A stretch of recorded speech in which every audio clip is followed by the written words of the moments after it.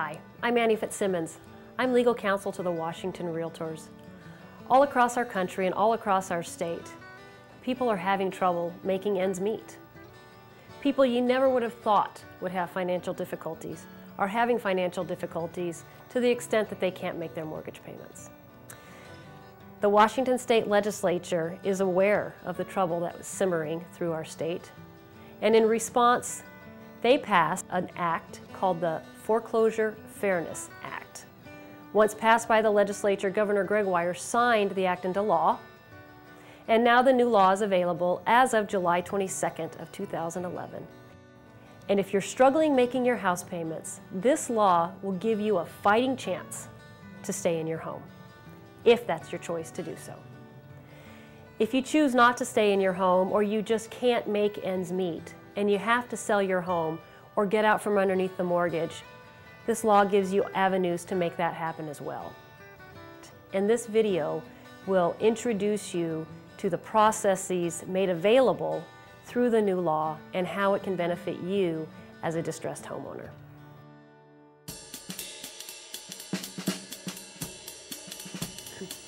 I want to introduce you to somebody who is very familiar with the situation faced by distressed property owners in Washington State. I'd like to introduce you to our State Attorney General, Rob McKenna.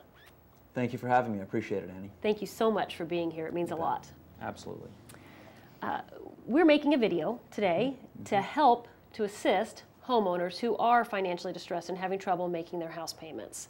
And I understand you know a little bit about those folks. I do. We've been working with distressed homeowners through our Consumer Protection Division for the last couple of years. And fortunately, we've been able to help. We've provided hundreds of thousands of dollars for nonprofit housing counselors who are available to help homeowners in distress. And we've been able to identify new funding to help keep that program going. Can anybody contact a counselor, a housing counselor? Well, we're looking for people who are behind in their payments. Perhaps they've received a notice of default from their lender. But if in doubt, go ahead and call, and the counselor can pretty quickly determine how they can help and whether they can help you. Okay, and is there a critical timeline when homeowners need to contact a counselor? There is a critical timeline, particularly under the new Foreclosure Fairness Act, which the state legislature adopted this year and which took effect on July 22nd. You have a 30-day window to take advantage of the provisions of this act, which include being able to demand a face-to-face meeting with your lender. Also includes the opportunity for many who are facing foreclosure to request a mediation of their foreclosure situation. But you have to act within 30 days of receiving the notice of pre-foreclosure options from your lender. So don't throw away your mail, even if you're depressed and you're worried about creditors. Answer your phone. Usually they'll call you after they send you the letter, and move within that 30-day period to exercise your rights under this new state law. So the new Foreclosure Fairness Act, it sounds like it gives homeowners rights that they did not have before. Is that right? It does, and it imposes obligations on the lender as well, because the lender, if covered by this act, is now required to send a notice of pre-foreclosure options to the homeowner, explaining to the homeowner that they are in default, they've missed one or more payments, and triggering a 30-day period in which the homeowner has certain rights if they choose to exercise them. Okay. What must they do to trigger those rights? And, what are those rights? Well, essentially, they should acknowledge that they've received the letter by contacting the lender to indicate that, yes, I've seen the letter and I now want to exercise my rights to, number one, a face-to-face meeting with the lender.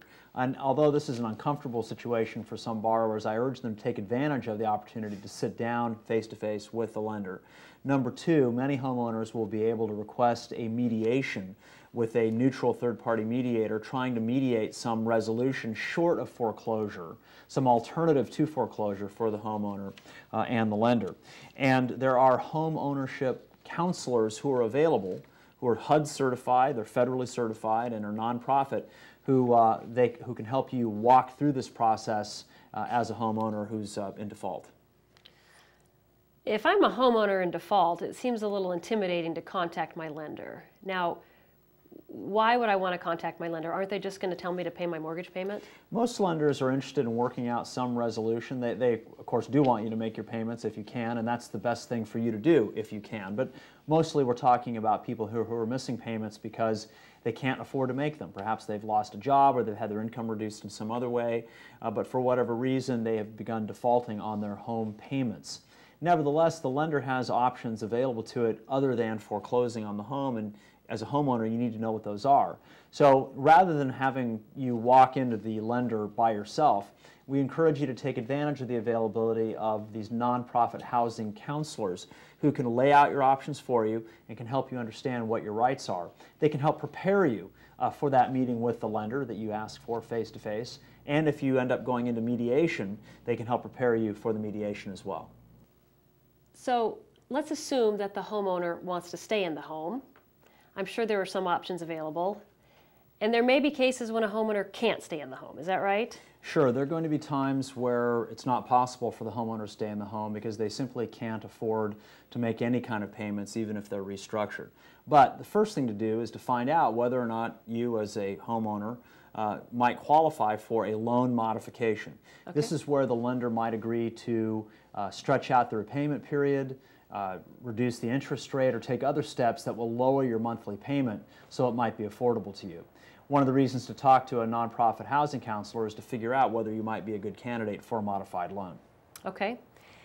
And if the homeowner finds that they cannot modify their loan or cannot come up with any way to be able to make mortgage payments and stay in the house, does the Foreclosure Fairness Act provide any relief to those folks? The Act doesn't provide relief in terms of what your remedy is, but it does provide a process that you can follow to find your best option to a foreclosure. The point of the Act is to give people more time to identify those alternatives that will help them stay out of a foreclosure process. So if you don't qualify for a modified loan, one of the steps you could look at that is short of a foreclosure would be to negotiate a short sale, or you might negotiate a deed in lieu of foreclosure process where you deed over the property that you own to the lender in satisfaction of the debt which you owe on it. At least what you want to aim for is a negotiation where you hand over the deed to the property and they forgive all of the debt. You need to make sure in all of these cases that you don't have a remaining obligation to the lender after signing the property over to them. Okay. That's something you have to negotiate with the lender,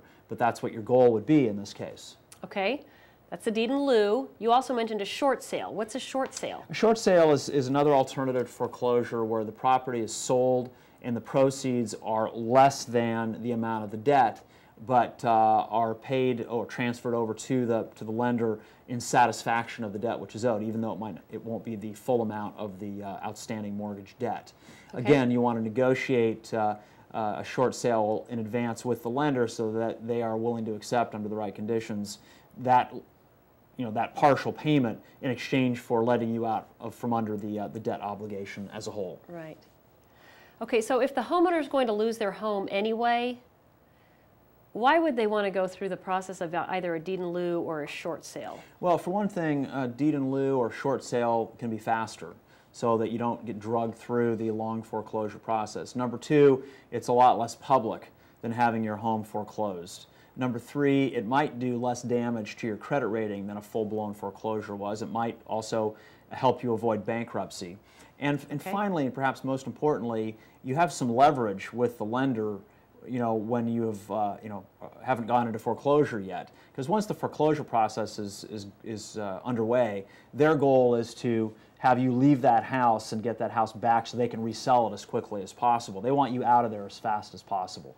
But if you're willing to help them reach that resolution faster through a short sale or deed in lieu, that's in their interest as well, because that means they can get the house back sooner and liquidate it. They can avoid damage to the house that might occur if it's vacant for a long period of time and so forth. Right.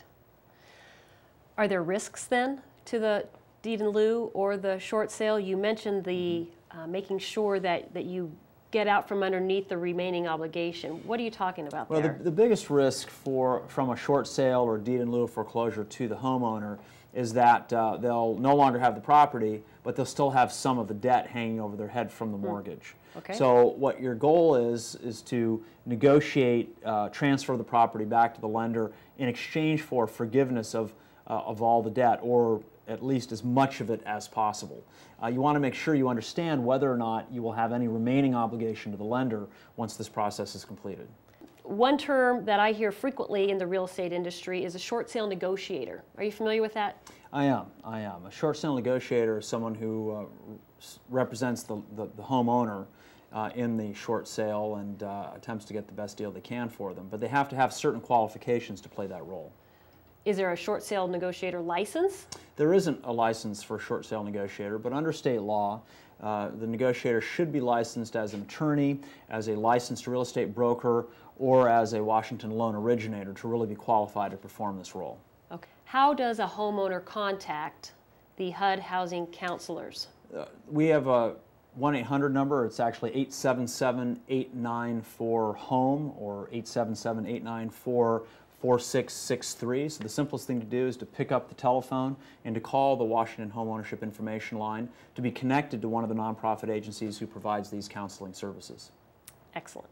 Thank you so much. I really appreciate you being here today. Your participation in this video is invaluable. My pleasure. Thanks for doing it. Thanks.